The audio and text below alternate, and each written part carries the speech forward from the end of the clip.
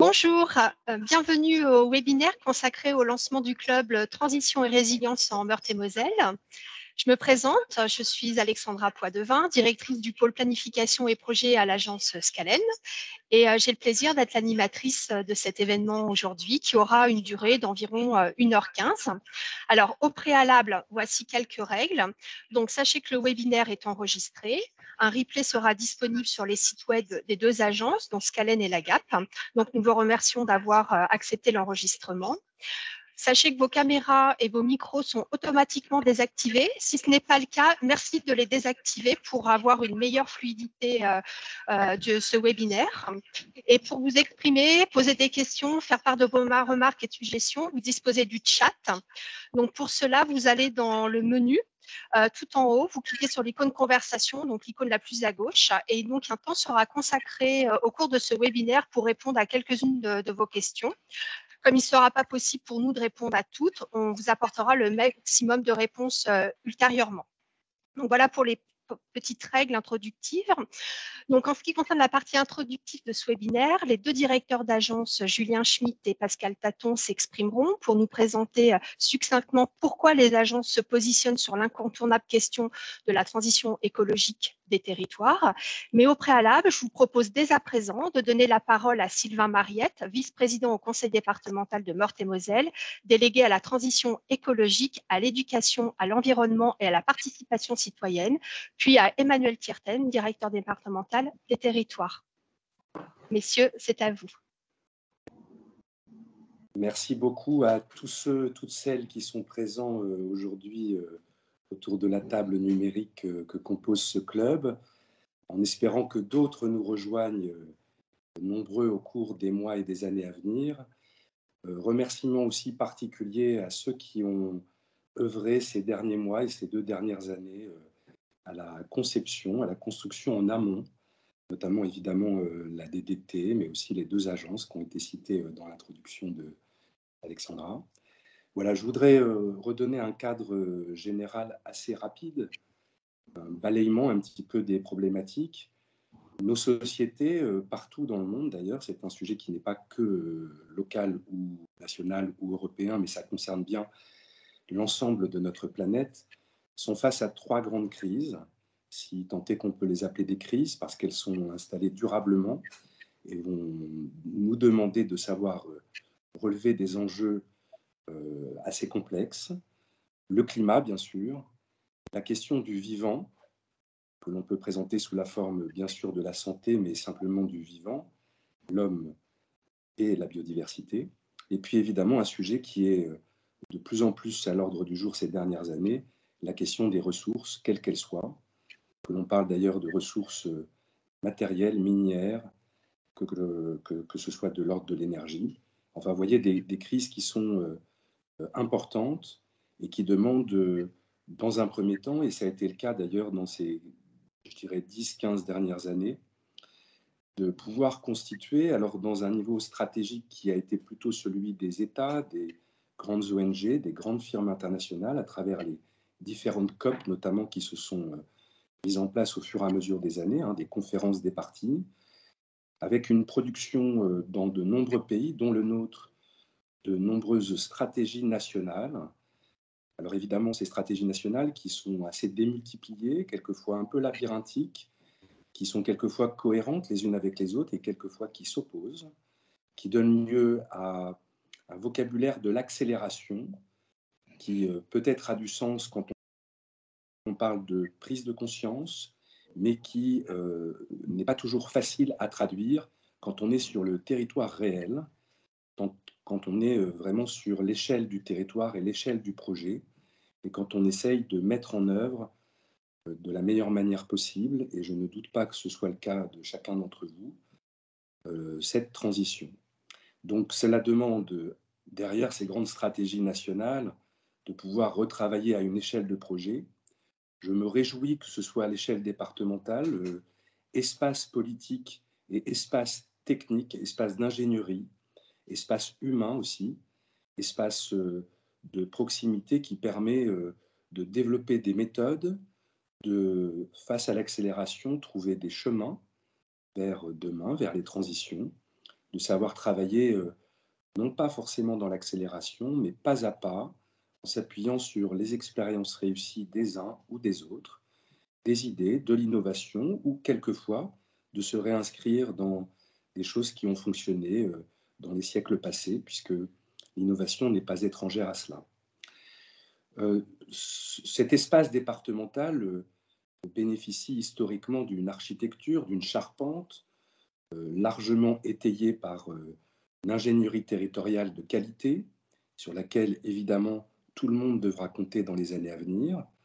Le rôle du département, mais il n'est pas tout seul pour le faire, et je le rappelle très humblement, est aussi de faciliter, de permettre en quelque sorte d'assembler, de donner une vision d'ensemble et de créer, face aux différentes problématiques, des cheminements qui permettent de bénéficier d'un certain nombre d'aides de différentes natures, ingénierie, mais financement aussi. Voilà. Je voudrais ajouter à cela que si vous êtes là autour de la table, c'est parce que vous avez compris quelque chose. Il y a deux sortes de transitions. L'une que l'on pourrait subir, qui serait terrible à mes yeux, et l'autre transition, celle où nous devenons, chacun dans nos responsabilités, agissant, en mesure d'agir les uns avec les autres. Je voudrais ajouter une chose qui me paraît aussi très importante, on le dit souvent, avancer seul, c'est avancer vite, mais avancer ensemble, c'est avancer plus loin. Eh bien, j'ajouterai une chose, et c'est pour ça que l'échelle du projet qui a été choisie me paraît pertinente, c'est que quand on est trop nombreux, nous n'avançons plus du tout. Et là, il me semble que nous sommes, à cette échelle départementale, exactement dans le bon équilibre qui permet de profiter de cette communauté que l'on peut constituer. Vous savez, je suis très attentif, et c'est présent d'ailleurs dans le projet départemental, à la notion des communs, mais ces communs n'existent pas tant qu'il n'y a pas une communauté pour l'animer, pour le garantir et pour avancer. J'espère très fortement que ce club, un mot assez rare finalement aujourd'hui, mais il dit beaucoup de choses, il raconte une forme de solidarité, il nous invite à franchir quelquefois les freins qu'il peut y avoir entre des territoires ou entre des domaines différents. J'espère que ce club soit un lieu de partage, de retour d'expérience, qu'il nous inspire à tous dans nos responsabilités, des idées, un cheminement, et puis peut-être aussi un sentiment de sécurisation dont on a, je crois, tous, d'une manière ou d'une autre, besoin. Voilà, je vous remercie et je laisse la parole à Emmanuel Tirten, je crois.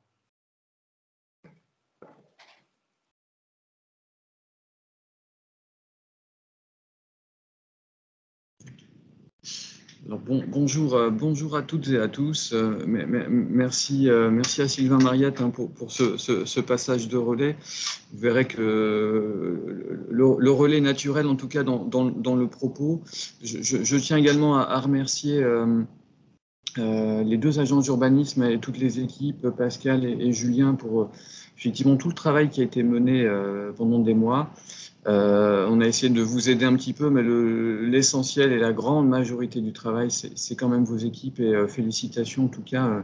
Je tenais à le signaler. Alors moi, pour introduire cette séance qui me réjouit effectivement d'avoir dans cet espace virtuel qui se transformera en espace aussi prochainement, j'espère, de travail en présence, tous en présence.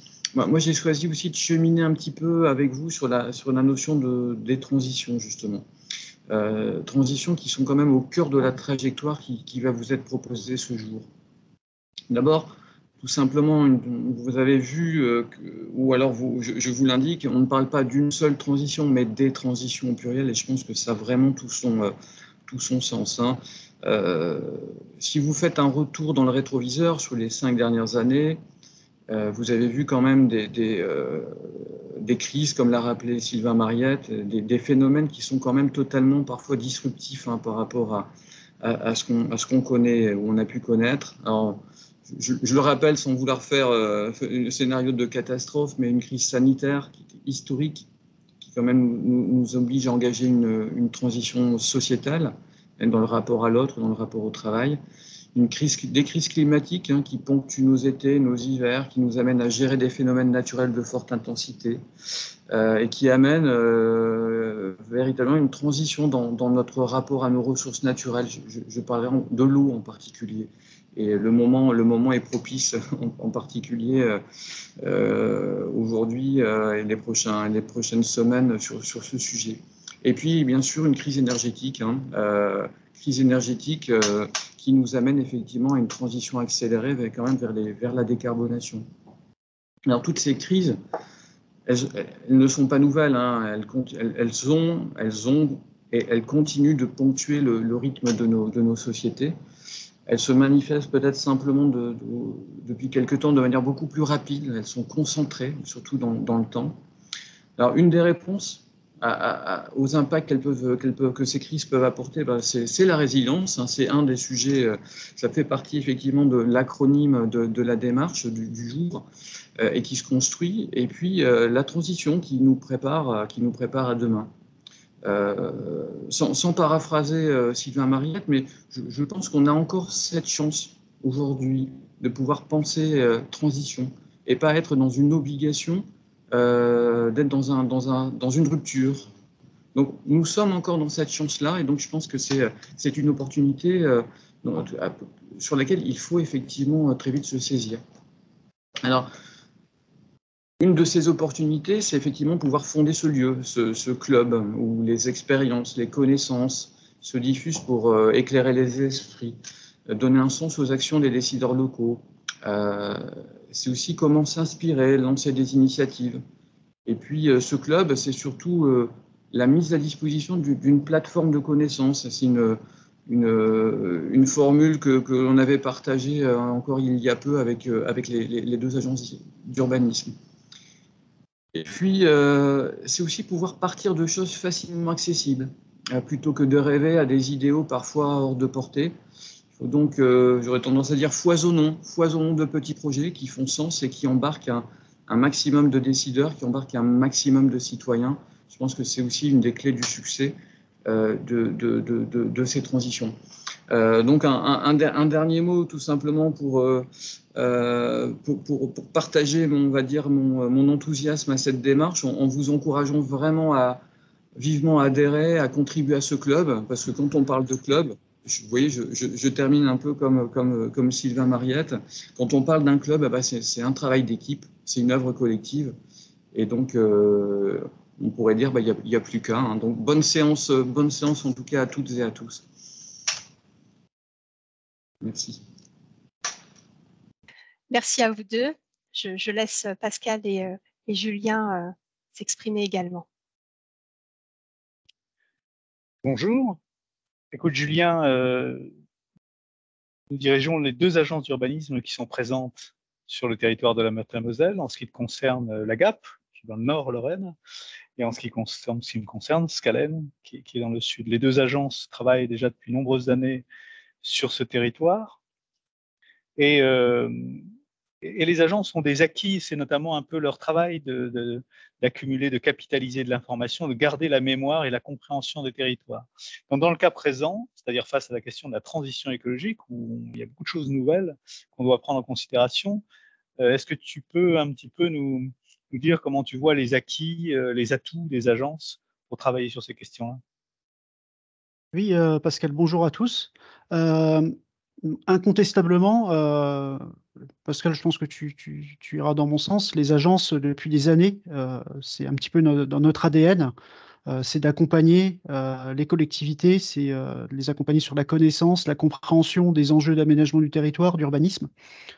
Depuis des années, nos deux agences, elles font ça, et c'est commun à toutes les agences sur le territoire français. Et on voit bien que la question des transitions, elle fait appel à des compétences historiques des agences d'urbanisme.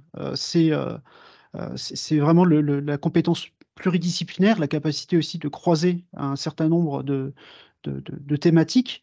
Et on voit bien que la question des transitions à l'heure actuelle, elle passe obligatoirement par cette aptitude, ces capacités qu'ont les agences à croiser les thématiques et à appréhender un sujet qui est éminemment transversal. Moi, en tout cas, de mon point de vue, du côté de l'agence, les élus qui ont travaillé sur le projet stratégique de l'agence, qu'on a appelé projet d'agence 2026, ont positionné la question des transitions au même niveau que le fait transfrontalier, hein, qui est aussi un petit peu dans notre ADN historique. Et il me semble, Pascal, que toi aussi, c'est aussi le cas à Scalen. Tout à fait. Alors, ça a pris une forme un peu différente, mais nous, on a bâti un projet d'agence 2022-2025 qui s'est vraiment orienté vers la mise à disposition de toute l'information et toutes les analyses dont nous disposions. Alors, ça prendra la forme d'un centre de ressources territoriales, mais dans le cas présent, plus particulièrement d'une plateforme qui va être présentée là, et une plateforme qui a été présentée, qui a été préparée par Scalen, mais qui a fait l'objet d'un travail très, très étroit de nos deux équipes, puisque toi aussi, et en tout cas l'AGAP, va également apporter un complément et une composante essentielle de cette plateforme de mise à disposition de données. Oui, alors c'est vrai que ça fait 3 ans et demi je crois que M. Mariette a un petit peu rappelé que ça faisait quand même un certain nombre d'années que nos équipes travaillent ensemble, spécifiquement pour ce club, en fait, hein, pour essayer de lui donner un sens et de la profondeur. Nous, en tout cas, voilà, du côté de Scalen, on s'est un petit peu réparti le boulot, en fait, hein, du côté de Scalen. On est plutôt parti sur un outil pour aider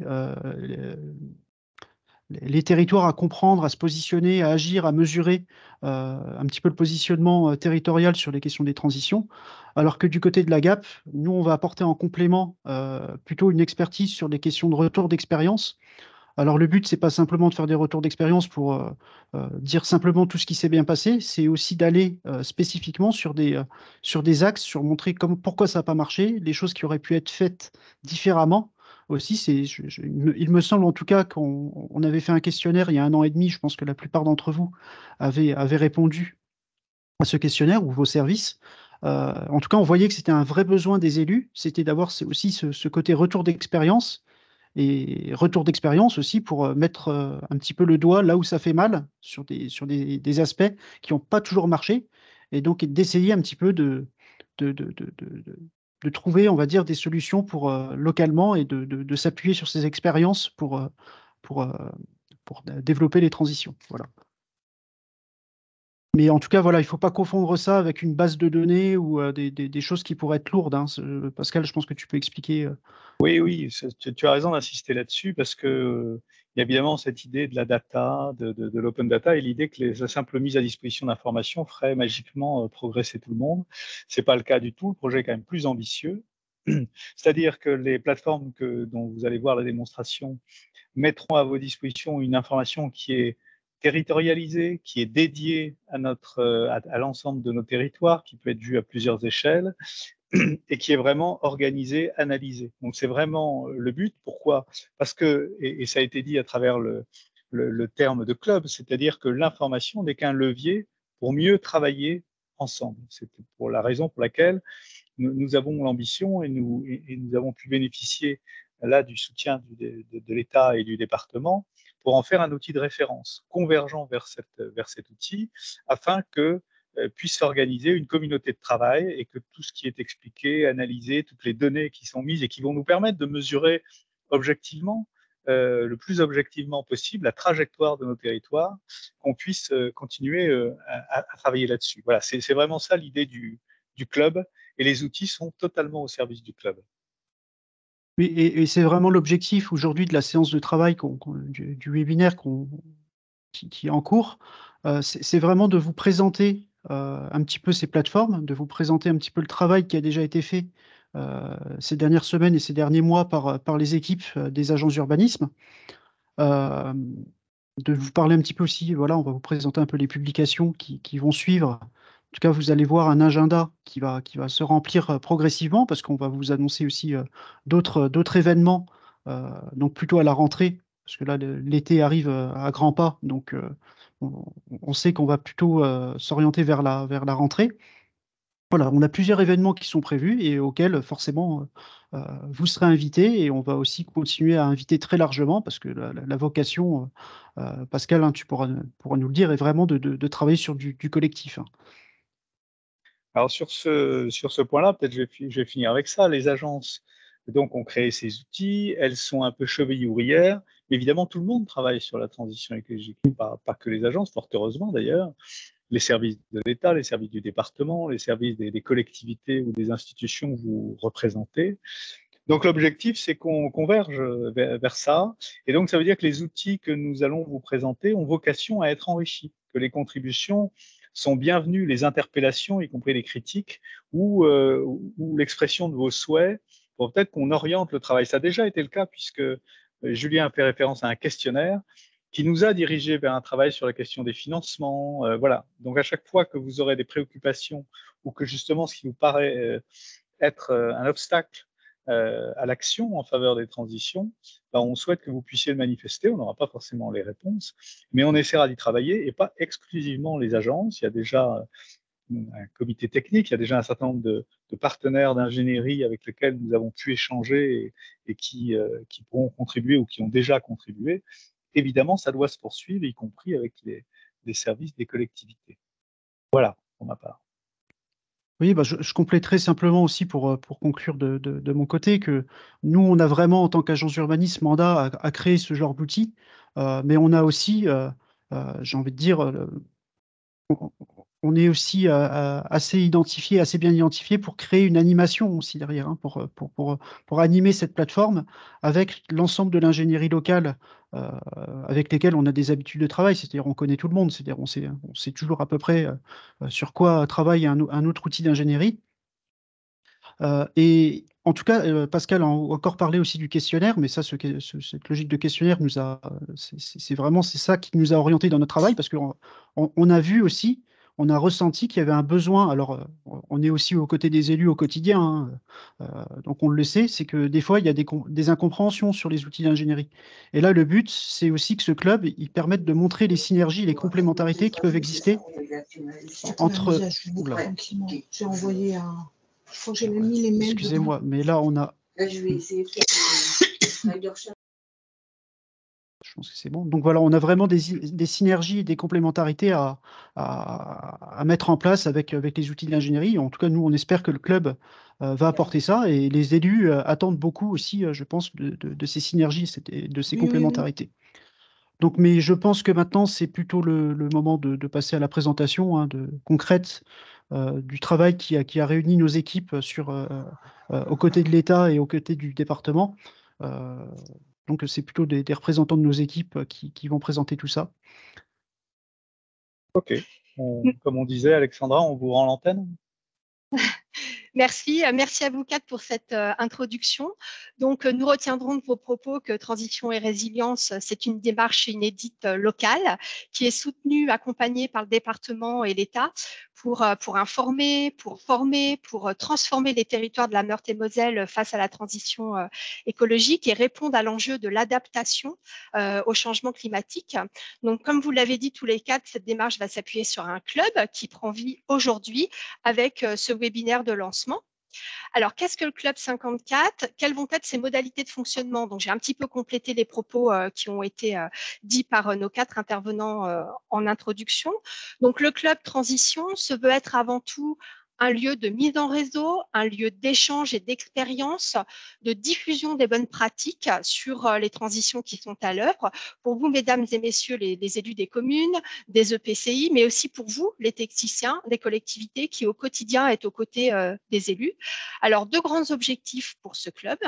Le premier, ça a été dit, c'est de vous permettre d'échanger autour de sujets d'actualité, sur des sujets à enjeu sur vos territoires, avec une variété de thèmes à aborder, en lien avec 5 engagements pour réussir la transition sur les territoires de Meurthe-et-Moselle, liés à des objectifs internationaux, nationaux et locaux.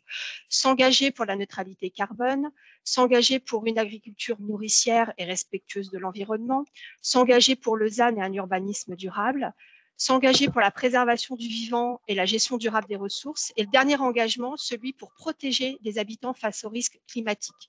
Donc, vous voyez bien 5 engagements qui créent des contradictions aussi, qui nécessitent de trouver des compromis, des équilibres au sein de vos politiques publiques. Et ça, vous le savez bien, vous le vivez au quotidien. Par exemple, comment concilier ZAN et agriculture nourricière, développement des énergies renouvelables, comment concilier la préservation des prairies et de la production des céréales. Le deuxième objectif est de prendre connaissance des meilleures pratiques ou d'actions remarquables au sein de vos collectivités et de pouvoir valoriser vos pratiques pour aider les autres à avancer, à agir et à ne pas subir.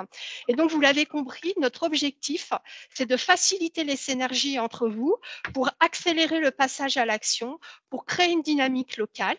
Ce club donc se distingue par une démarche locale à l'échelle de la Meurthe-et-Moselle et sa réussite dépendra de vous, de votre engagement pour le faire vivre. Excusez-moi, il y a juste un problème sur l'écran, c'est la diapo d'avant, s'il te plaît. Donc, le club sera animé donc, par les agences. Donc, chaque année, à l'exception du second semestre 2023, mais nous y reviendrons donc un peu plus tard, on vous proposera 2 cycles thématiques qui comportent pour chacun d'entre eux 2 ou 3 temps qui vous seront proposés. Donc, il y aura par exemple un webinaire pour lancer un sujet, pour évoquer les enjeux territoriaux avec un éclairage des agences et des partenaires comme l'ADEME. Il y aura aussi des forums d'échange avec un accueil par une collectivité qui propose une visite et une conférence débat en lien avec le thème du cycle. Et puis, il pourra y avoir également des plénières pour évoquer des retours d'expérience et des pistes d'action. Parallèlement à ces 2 cycles thématiques qui vous seront proposés chaque année à partir de 2024, on vous proposera également des actualités, des éclairages pour mettre en exergue les enjeux, les avancées territoriales, à partir d'analyse d'un outil qui est la plateforme dont on vous a déjà parlé, qui va vous être présenté tout à l'heure par Priscilla Pierre. Et il y aura également une veille territoriale sur les actions mises en place par les territoires. Et avec, nous le souhaitons et nous l'espérons, votre appui, mais aussi celui des acteurs du développement local pour participer au rendez-vous annuel, pour enrichir les éclairages, enrichir le décryptage des enjeux, nous transmettre des retours d'expérience intéressants pour pouvoir aider d'autres collectivités. Le club Transition Résilience, donc son actualité, le programme de rendez-vous proposé annuellement, aura pour fil rouge les 5 engagements que j'ai précédemment cités pour réussir la transition des territoires de Meurthe-et-Moselle. Donc en effet, la neutralité carbone, le zéro artificialisation nette, le zéro perte de biodiversité, l'agriculture bas carbone et la souveraineté alimentaire, mais aussi la vulnérabilité face aux risques climatiques, constituent aujourd'hui des enjeux considérables.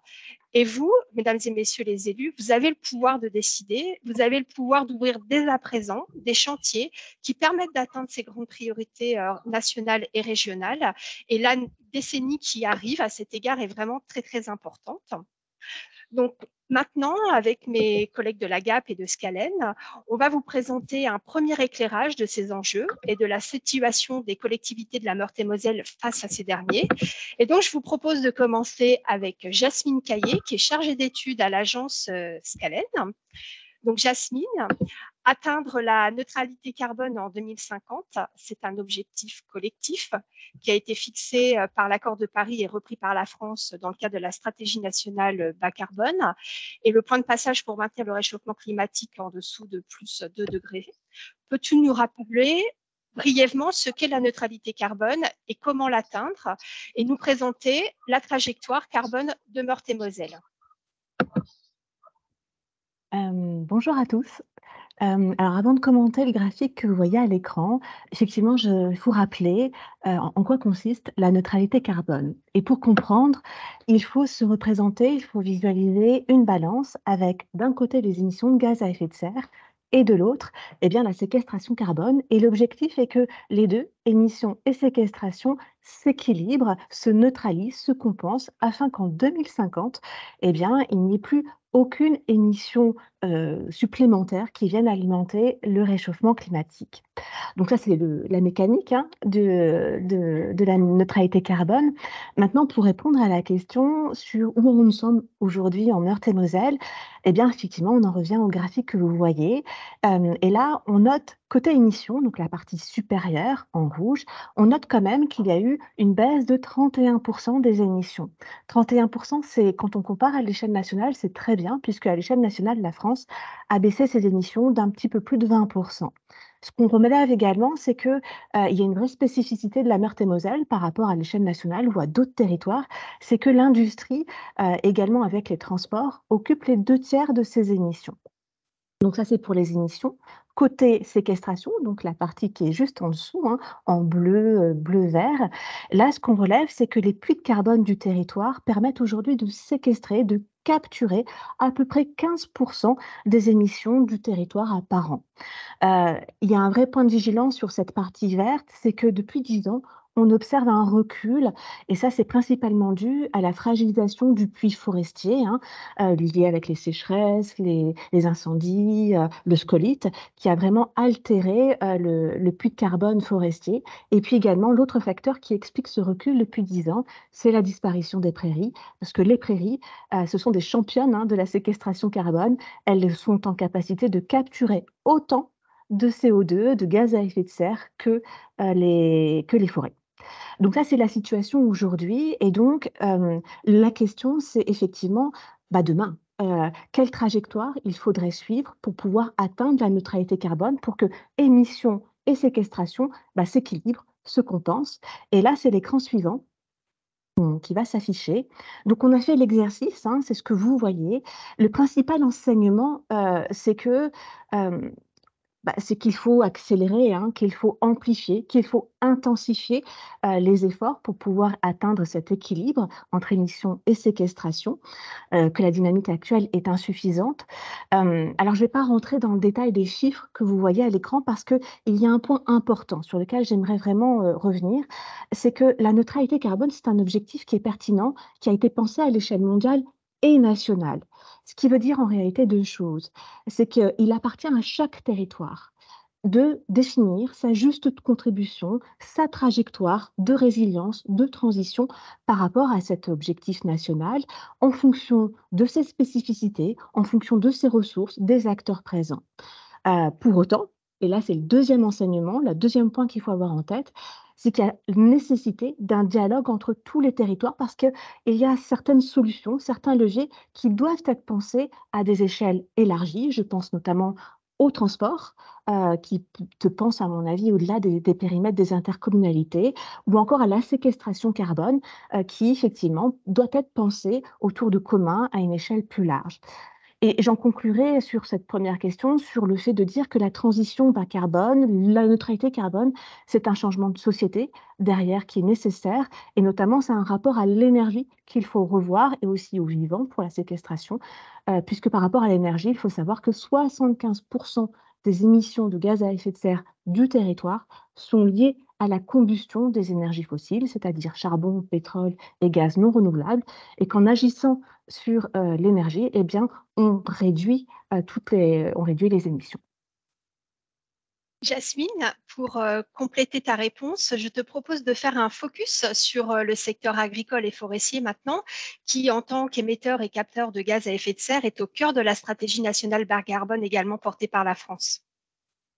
Alors effectivement, c'est vrai que l'agriculture, par rapport aux autres secteurs, hein, l'industrie, le résidentiel, tertiaire, c'est vraiment un secteur différent. C'est un secteur à part pour 4 raisons.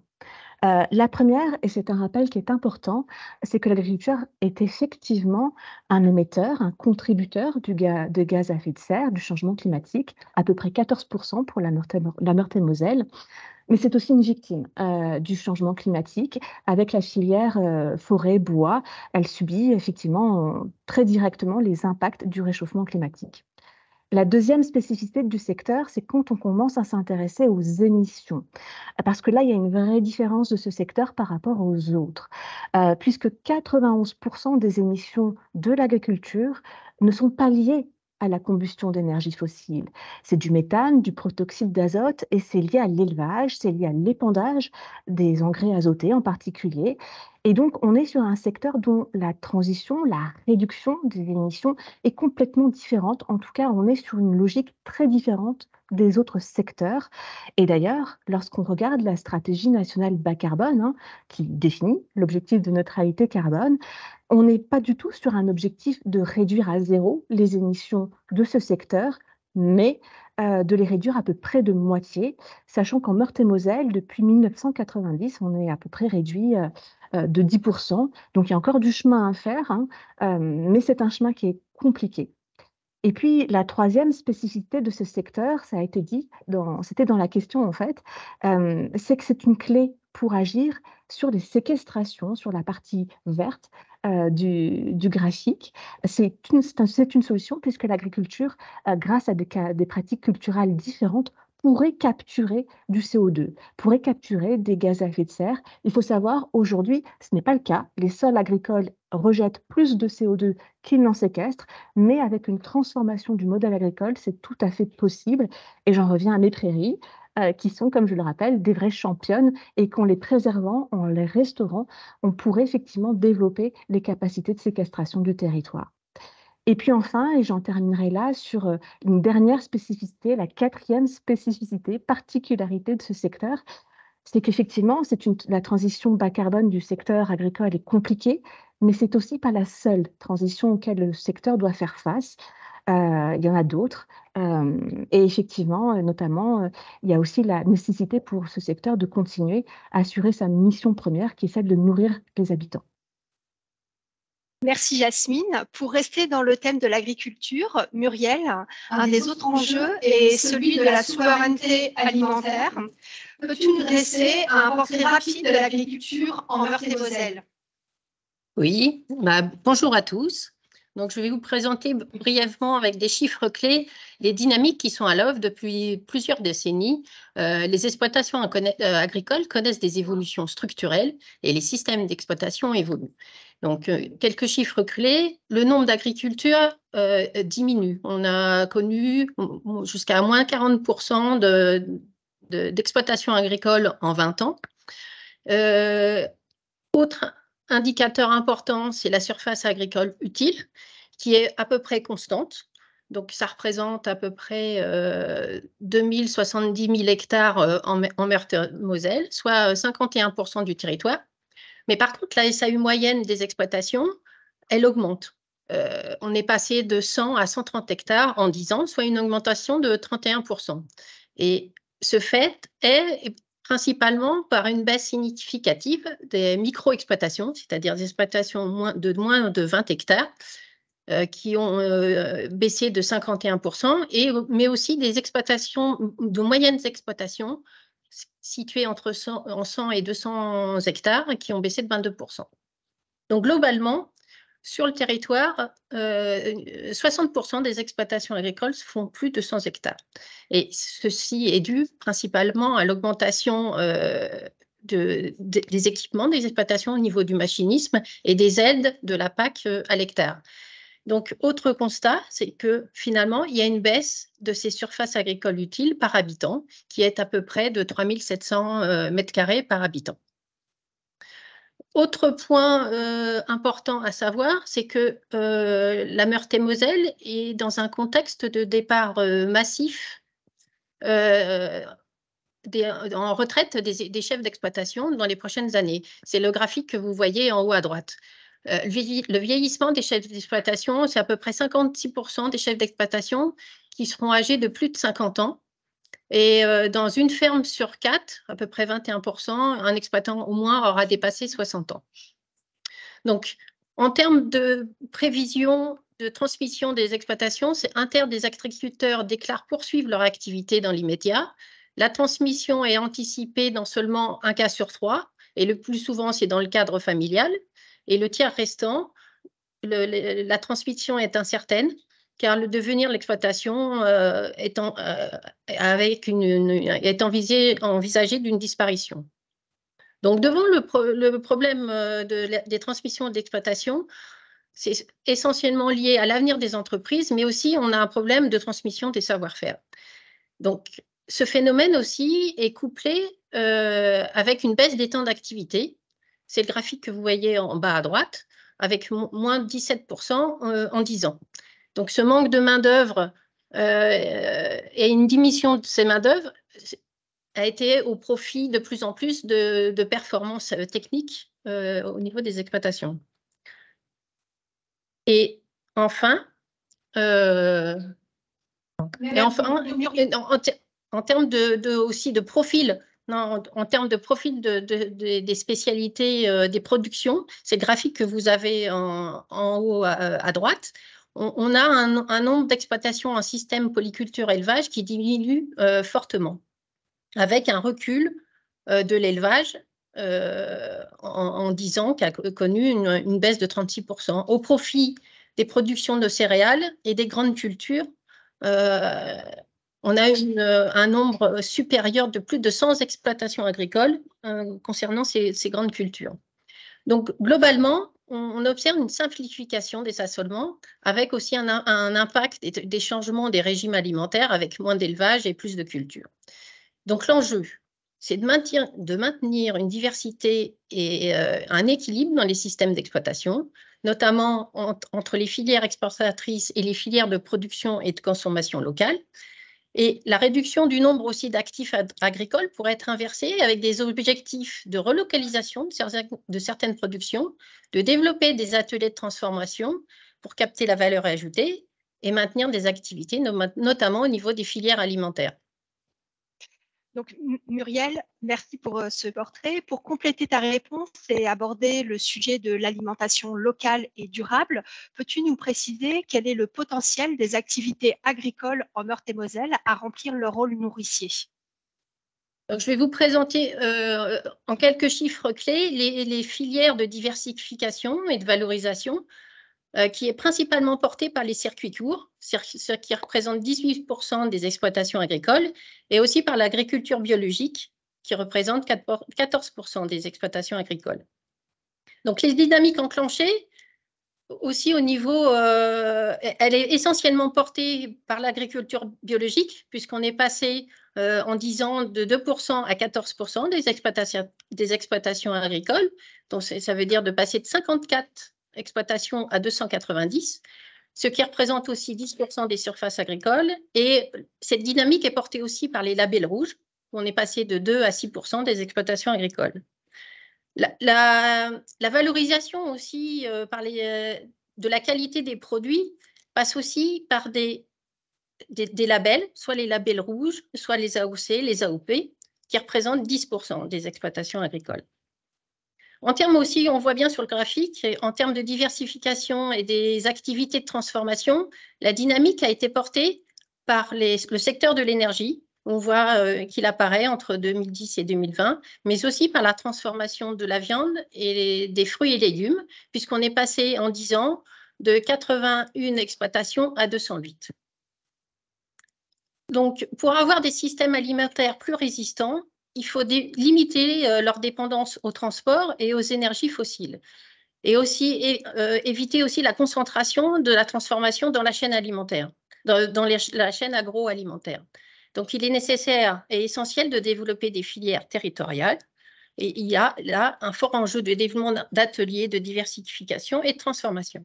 Donc, en conclusion, je vais vous développer les différents enjeux de ces agricultures très diversifiées. Et moi, je parle des agricultures multifonctionnelles qui ont des enjeux alimentaires et non alimentaires. Donc, le défi, c'est assurer la convergence des politiques publiques pour répondre à différents objectifs. Je vais vous en citer quelques-uns. L'un des objectifs, c'est de pérenniser le capital agricole en Meurthe-et-Moselle. Ça veut dire assurer la diversité des systèmes d'exploitation, trouver un équilibre entre les modèles agricoles des filières locales ou les filières exportatrices, mais c'est aussi de maintenir le foncier productif. Autre enjeu, c'est aussi d'adapter l'agriculture au changement climatique, puisqu'on sait bien qu'il y aura des baisses de rendement, ce qui va induire des changements dans les pratiques. Et aussi, il y aura des enjeux aussi dans la production de la biomasse alimentaire et non alimentaire. Le troisième enjeu, c'est aussi d'accompagner l'agriculture dans la transition environnementale, notamment avec les objectifs de l'agriculture bas carbone, avec le développement de l'agroécologie à grande échelle, dans la production d'énergie, dans la production de biomasse, de développer les puits de carbone, comme pour la forêt qui, un dernier rapport montre que la forêt est dépérissante et qu'elle ne remplit plus ses fonctions de puits de carbone.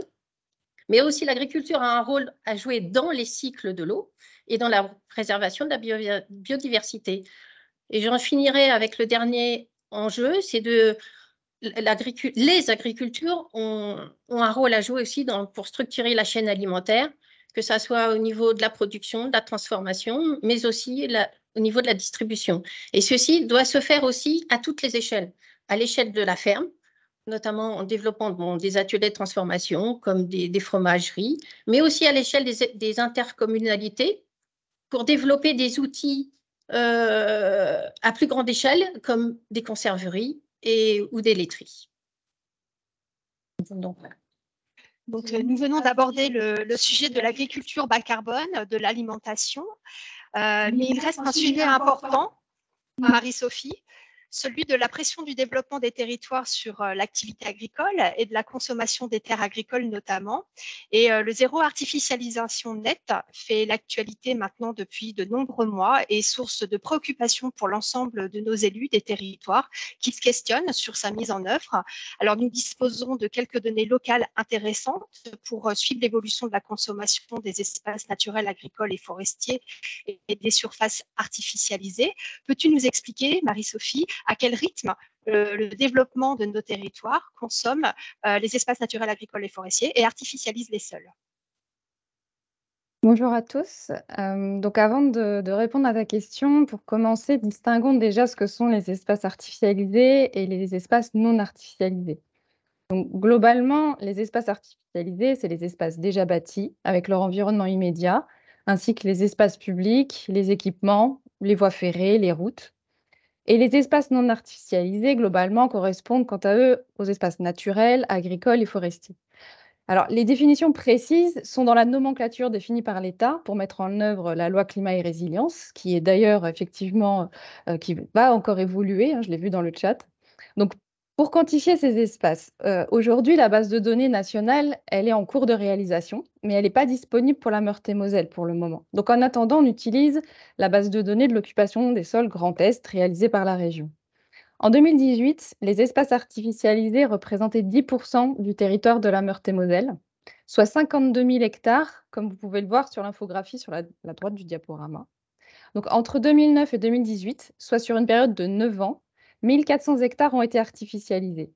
Ça correspond environ à l'entièreté du ban communal de la ville de Nancy, la seule ville sans l'agglomération autour, qui fait à peu près 1500 hectares. Donc, parmi les espaces artificialisés entre 2009 et 2018, certains sont redevenus agricoles ou naturels, par exemple. Ce qui fait qu'en fait, le chiffre de l'artificialisation n'est pas tout à fait le chiffre de la surface consommée sur les espaces naturels, agricoles et forestiers. Et c'est cette surface-là qui est utilisée pour définir la première période de la trajectoire du ZAN. Alors aussi, la base de données qui est utilisée pour le calcul de la surface consommée sur les espaces naturels, agricoles et forestiers, ce n'est pas celle de la région. En fait, il s'agit des fichiers fonciers nationaux.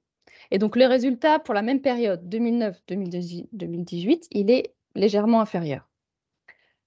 Alors, le calcul du zéro artificialisation net, lui, il doit prendre en compte la consommation des espaces naturels, agricoles et forestiers sur la période 2011-2021.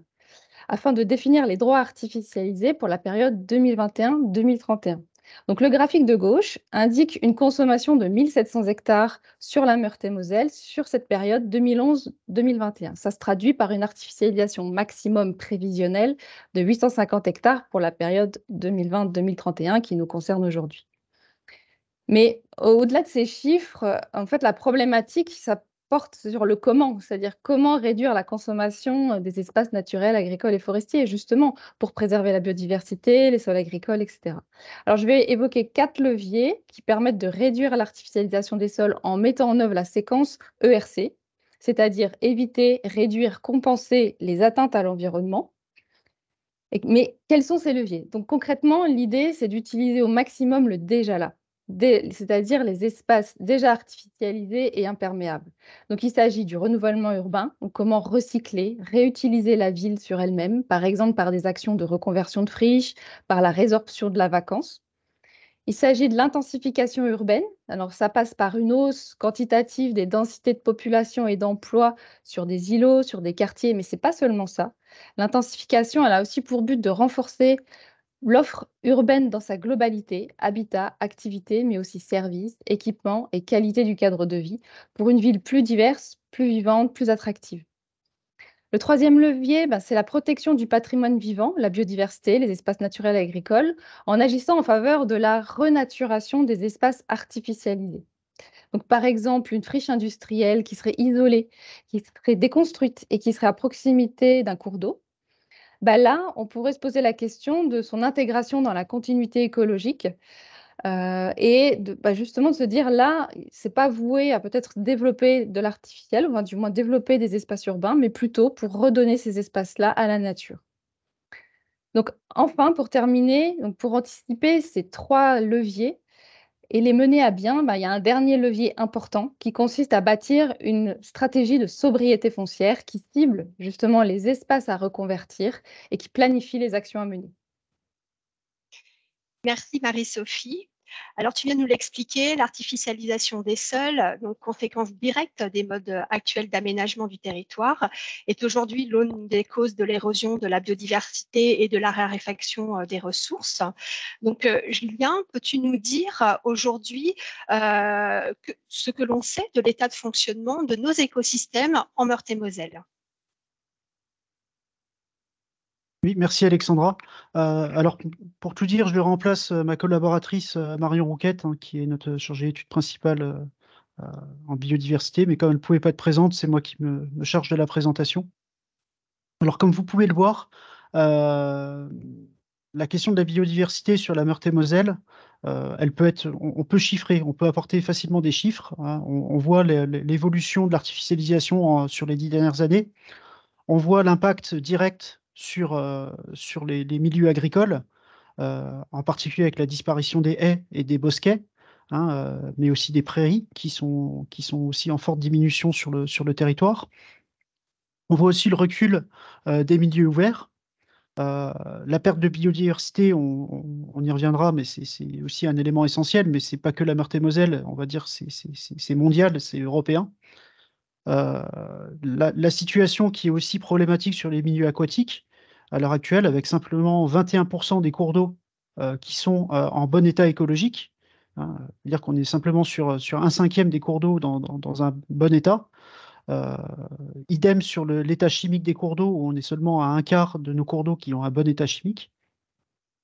Sur les sous-sols et les sols, alors c'est des éléments qu'on connaît un peu moins, mais on sait qu'on a quand même une faible diversité bactérienne dans les sols, ce qu'on appelle la trame brune.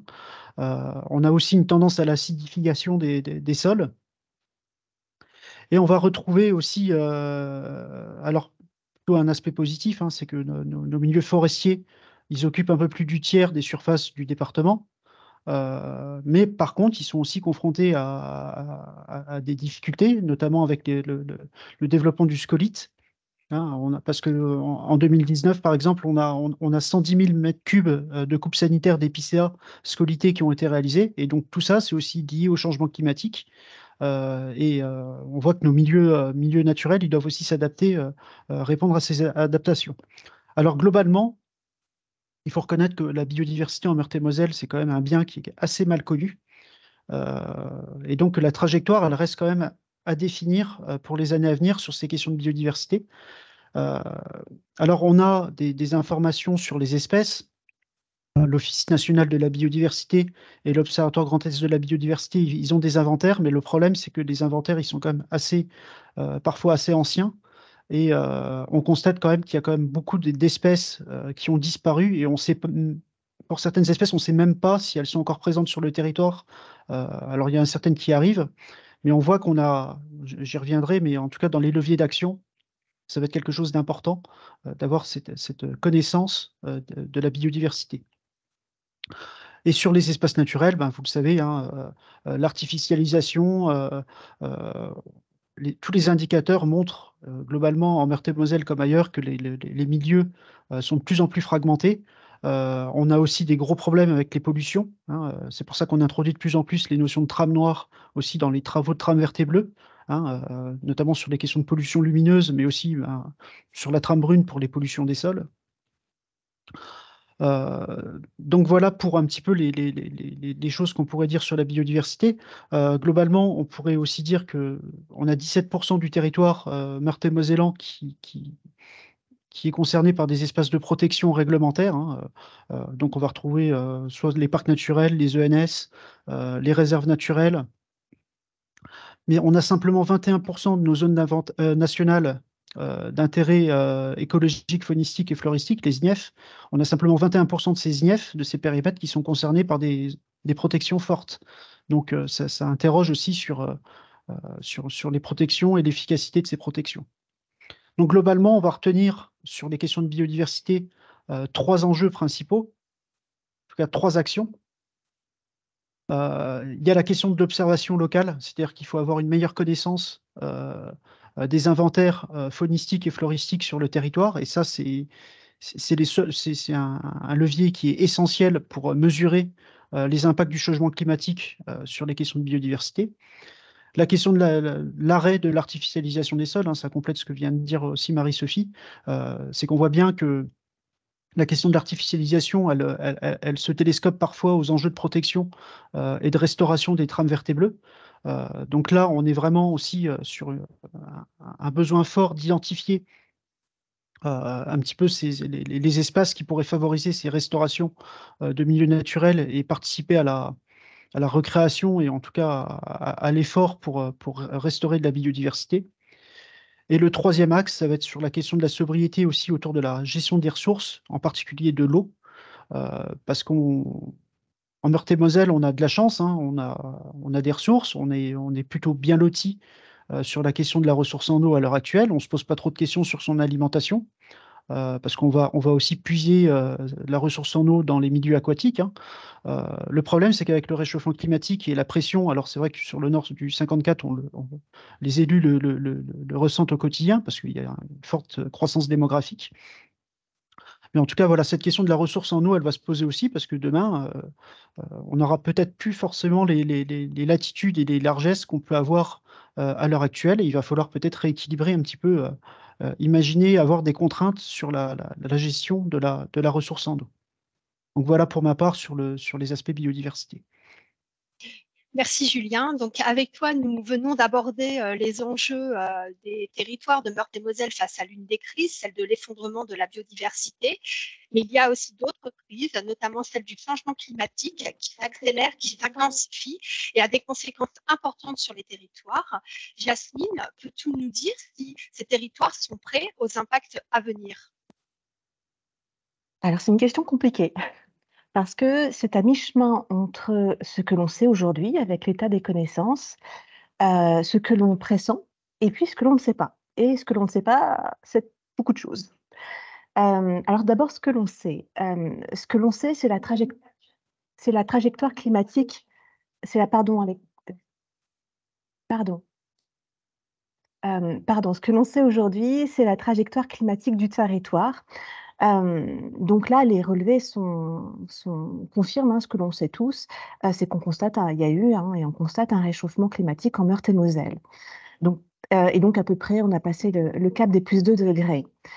Concernant le climat futur, là aussi, les projections sont également très claires. Ça va continuer. En revanche, ce qui est plus intéressant sur ces projections, c'est de relever qu'il y aura 2 périodes. Il y aura 2 phases, avant 2050 et après 2050. Pour faire simple, avant 2050, on va être sur un réchauffement contenu. Et après 2050, c'est là où les projections varient, divergent fortement selon les scénarios, avec un réchauffement qui pourrait s'envoler jusqu'à plus 4,5 degrés par rapport à 1976-2005. 2005, pardon. Et là, on peut faire une petite parenthèse par rapport à l'objectif de neutralité carbone, parce que c'est complètement cohérent, hein. L'objectif de neutralité carbone, c'est de stopper les émissions de gaz à effet de serre en 2050 pour pouvoir espérer contenir le réchauffement à plus 1,5 degré, à plus 2 degrés, parce qu'il y a une très forte inertie dans les émissions de gaz à effet de serre. Et donc, en fait, ce que l'on émet ce que l'on va émettre dans les prochaines années, c'est fondamental pour pouvoir réguler le climat en 2100. Et donc, on comprend qu'il faut évidemment se préparer à un réchauffement d'ici 2050 et que l'on va subir. Il faut aussi anticiper si le pire des scénarios se produit pour 2100. Et derrière cette courbe, hein, derrière ces courbes, qu'elles soient rouges, oranges, etc., eh bien, ce qui se cache derrière, c'est un véritable changement de climat, voire même, dans le pire des scénarios, un changement de zone climatique. Donc, concrètement, oui, il va faire plus chaud, oui, il y aura plus de canicules, jusqu'à 5 à 10 fois de jours de grande chaleur, hein, de forte chaleur, de vagues de chaleur. Il y aura aussi, alors pour les précipitations, il y a une petite nuance puisqu'il y aura le même volume de précipitations, mais avec une répartition dans l'année complètement différente, hein. Grosso modo, quasiment pas l'été, et par contre, des pluies beaucoup plus violentes, beaucoup plus torrentielles, beaucoup plus érosives à certaines périodes de l'année, notamment pendant l'hiver et au printemps. Et puis également, ce qui se cache derrière ces courbes, c'est une amplification des aléas climatiques, une amplification des risques naturels, donc beaucoup plus de sécheresse. On pourrait aller jusqu'à 80% du temps de l'année en état de sécheresse, des sols en état de sécheresse, des pluies violentes, je l'ai dit, mais qui vont générer des glissements de terrain, qui vont générer sans doute des inondations. Là, malheureusement, les données ne permettent pas de quantifier ce risque d'inondation de façon précise, mais on sait qu'il y en aura un, qu'elles seront plus nombreuses, plus violentes. Et aussi, il y a un risque incendie et tempête. Alors là, les modèles sont beaucoup moins fiables que pour celui des températures, mais il y a des incertitudes, mais il faut aussi s'y préparer. Et derrière ce changement de climat, ces aléas climatiques, eh bien finalement, c'est toutes les composantes du territoire qui vont être impactées. Mais je dis bien toutes les composantes. Et ça a été évoqué, les ressources, évidemment l'eau, avec derrière un vrai enjeu autour de la gestion des conflits d'usage, puisque aujourd'hui, effectivement, il n'y a pas d'irrigation sur le territoire, mais demain, est-ce qu'il faudra avoir plus d'irrigation? Il y aura aussi un enjeu autour eh bien aussi de l'usage de l'eau pour l'énergie, notamment par rapport au rôle de pierre percée, hein, qui permet de rafraîchir la centrale nucléaire. Et donc, on a un vrai sujet sur l'eau, il y a un vrai sujet sur la biodiversité. On sait qu'aujourd'hui, que plus 1 degré égale un dépassement des espèces végétales de 200 km. Et derrière, c'est toute la biodiversité, ce sont tous les écosystèmes qui pourraient changer, se fragiliser et donc aussi altérer, on l'a dit, la capacité de séquestration carbone de nos milieux naturels. Il y a aussi des impacts aujourd'hui très mal appréciés, très mal connus, notamment sur les activités économiques. Je pense notamment aux entreprises. On sait aujourd'hui qu'il y a 13% de l'emploi en Meurthe-et-Moselle qui est dans un secteur qui est considéré comme à risque, très à risque, mais en réalité, toutes les entreprises sont potentiellement concernées, ne serait-ce que par les vagues des chaleurs pour leurs employés.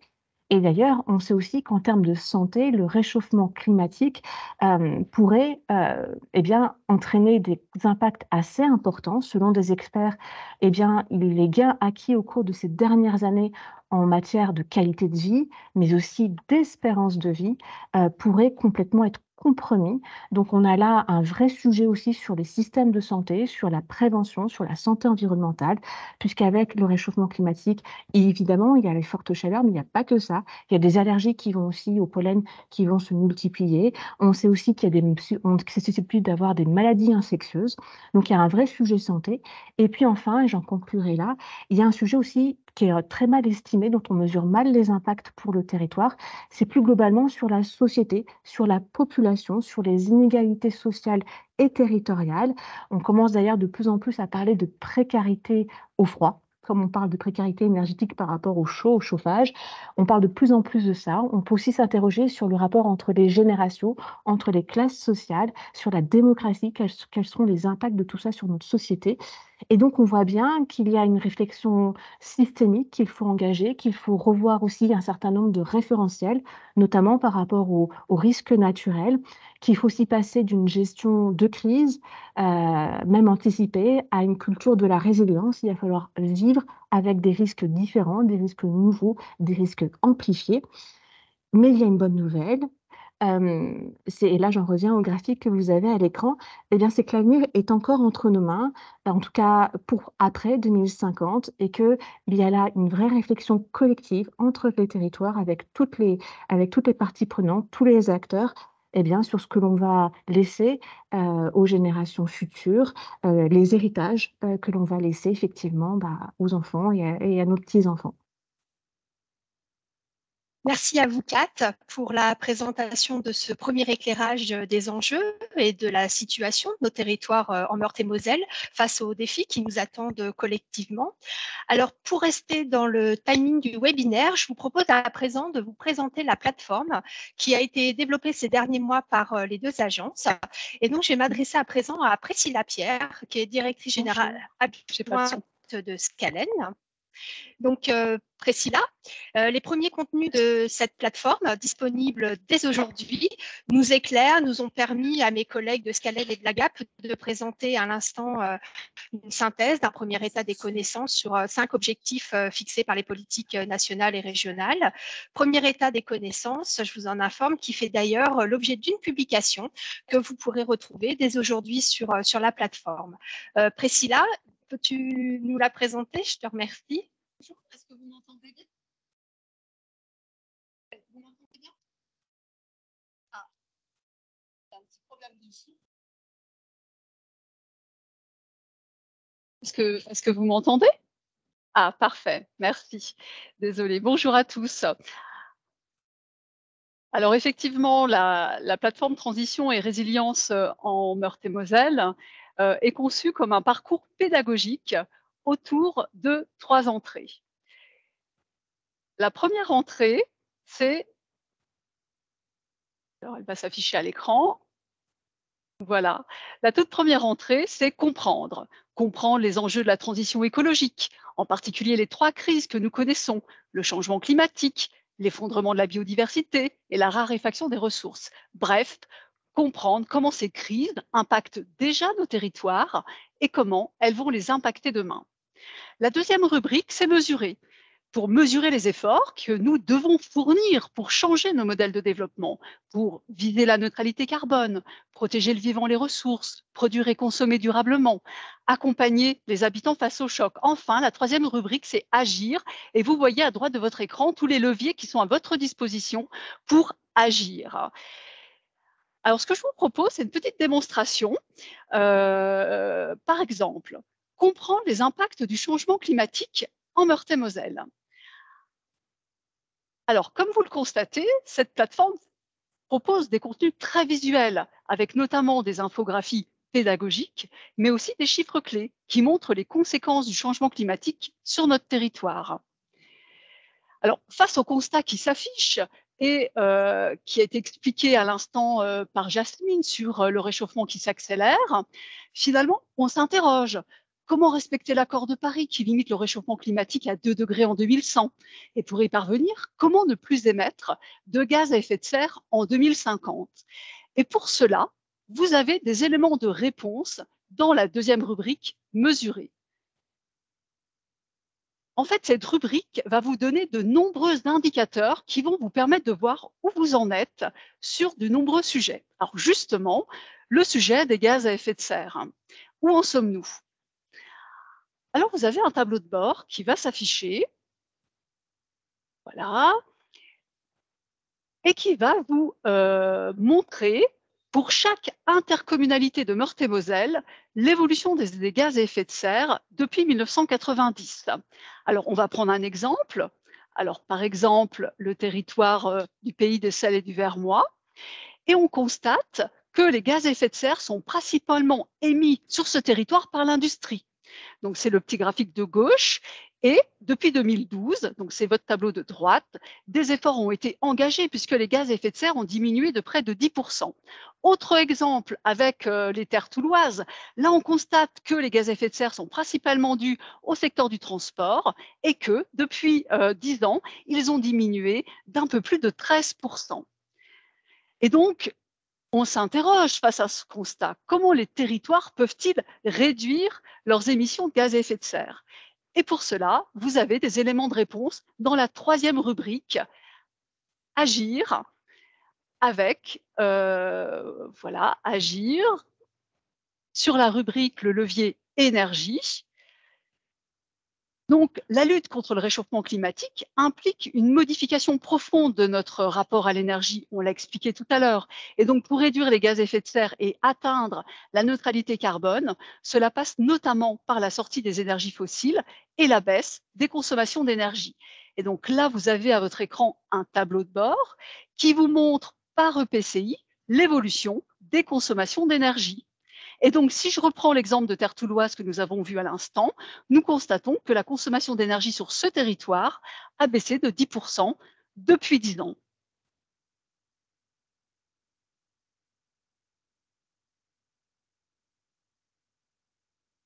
Voilà, donc comme vous le constatez, cette plateforme de ressources s'appuie à la fois sur des observatoires locaux et sur des observatoires nationaux. Mais aujourd'hui, tout n'est pas mesurable. Et donc, vos deux agences de Meurthe-et-Moselle, l'AGAP et Scalen, sont mobilisées pour travailler sur des nouveaux indicateurs locaux, comme par exemple l'empreinte carbone ou l'empreinte matière. Et cette nouvelle génération d'indicateurs sera disponible sur la plateforme. Également, bientôt disponible sur la plateforme, des actualités, des retours d'expérience, des publications, mais aussi des liens vers les sites Internet de nos partenaires, comme l'ADEME, Atmo Grand Est ou encore le CEREMA. Voilà, Alexandra. Merci Priscilla. Donc, tu viens de nous préciser à l'instant que des travaux sont encore en cours sur cette plateforme et que cette plateforme est donc évolutive.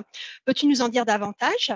Et surtout, comment les collectivités, les acteurs du développement local peuvent-ils s'impliquer à nos côtés pour co-construire cette plateforme?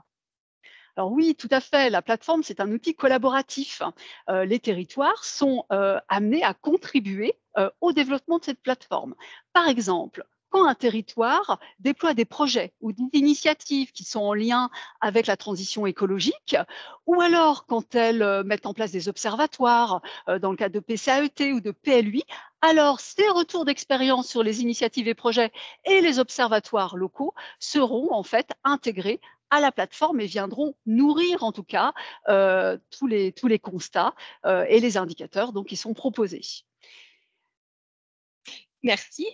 Et les contenus donc de cette plateforme, on l'a vu, tu nous en as fait une démonstration, sont déjà très riches, bien que cette plateforme soit en cours de développement et amenée à se développer avec les acteurs du territoire au fil du temps.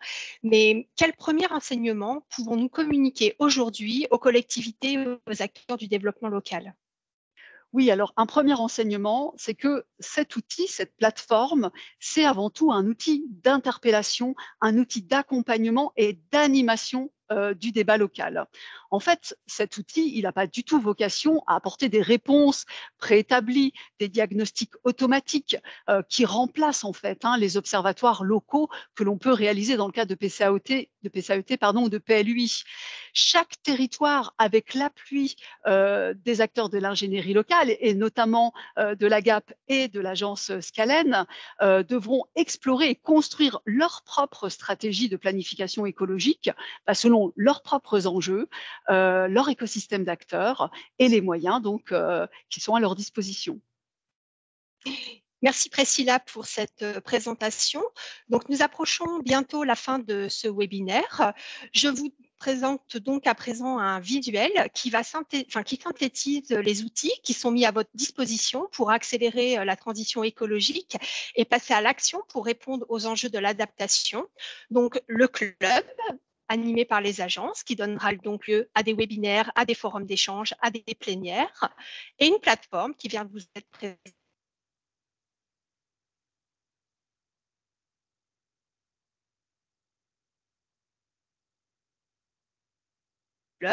pour vous aider à suivre l'impact de vos actions au fil du temps. Alors, ce club, il va vivre, et donc pour le second semestre 2023, nous vous proposons 2 rendez-vous.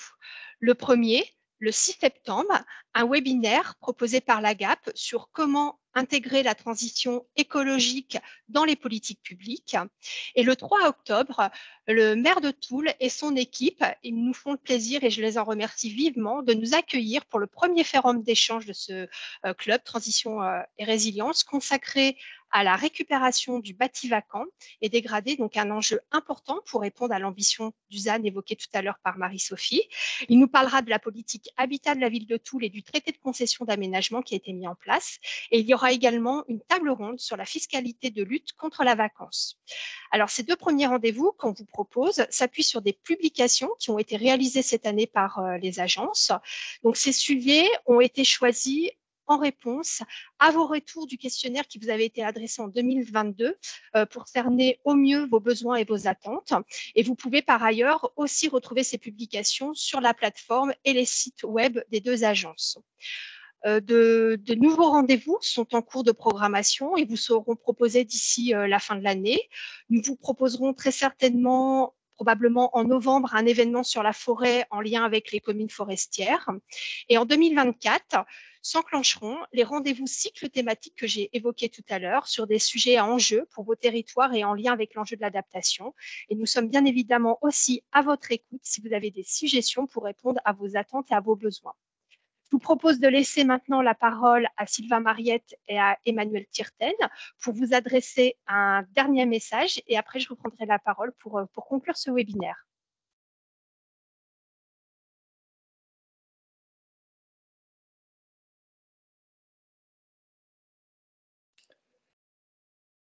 Emmanuel, peut-être je te laisse la priorité ou tu préfères que je reprenne? Ah bon. Oui, bah merci. Merci Sylvain. Problème de son.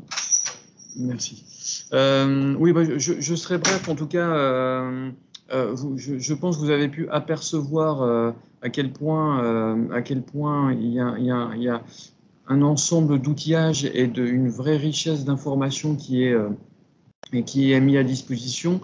Bien souvent, dans ce genre d'initiative, le risque est de perdre, de se noyer dans le flux, dans l'information. Et là, je trouve tout l'intérêt de la démarche, c'est d'avoir des points d'accroche, justement, et des points de repère pour ne pas s'égarer. Hein. Depuis le départ, on parle d'un chemin, on parle d'une trajectoire.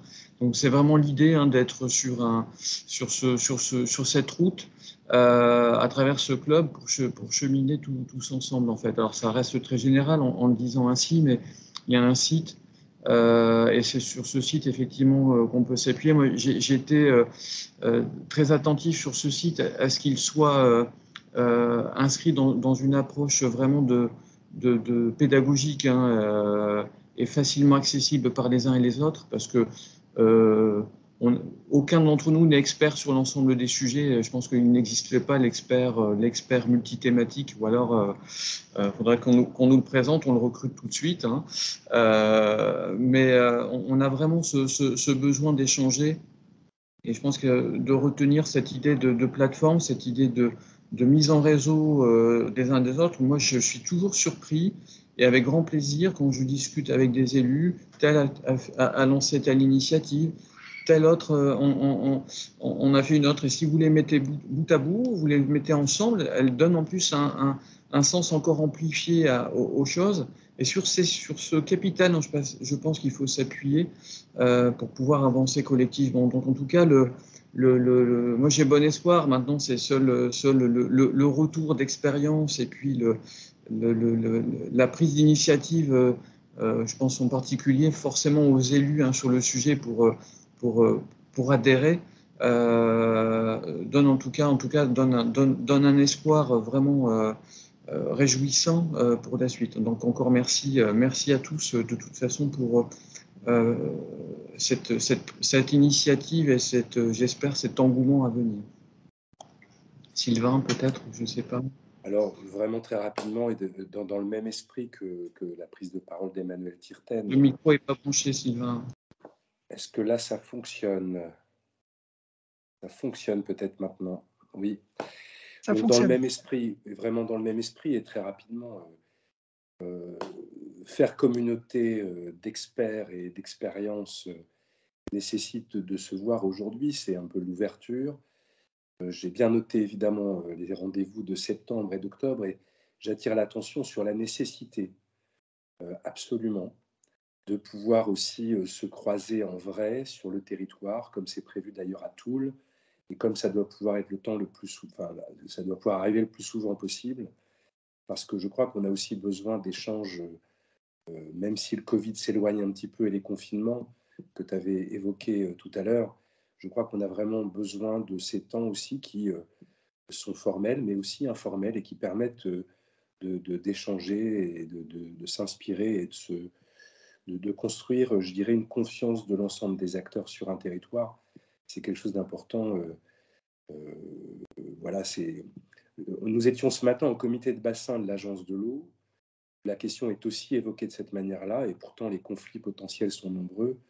Et l'importance du dialogue, de la rencontre réelle, ferme, de partager des moments physiques. Voilà. Donc je rappelle cette modalité d'action qui est peut-être très classique, mais absolument nécessaire. Merci à vous deux. Ce webinaire est maintenant terminé, mais la conversation, sachez-le, reste active et vous disposez dès à présent du lien vers la plateforme présentée par Priscilla tout à l'heure. L'adresse vous est transmise via le chat. Je vous remercie tous chaleureusement d'y avoir participé. Je remercie également Emmanuel Tirten et Sylvain Mariette d'avoir été à nos côtés aujourd'hui pour le lancement de ce club qui est très important pour les territoires de Meurthe-et-Moselle. Et je remercie toute l'équipe technique en régie, mes collègues de l'AGAP et de Scalen. Voilà, je vous souhaite une belle fin de journée, un bel été et à très vite.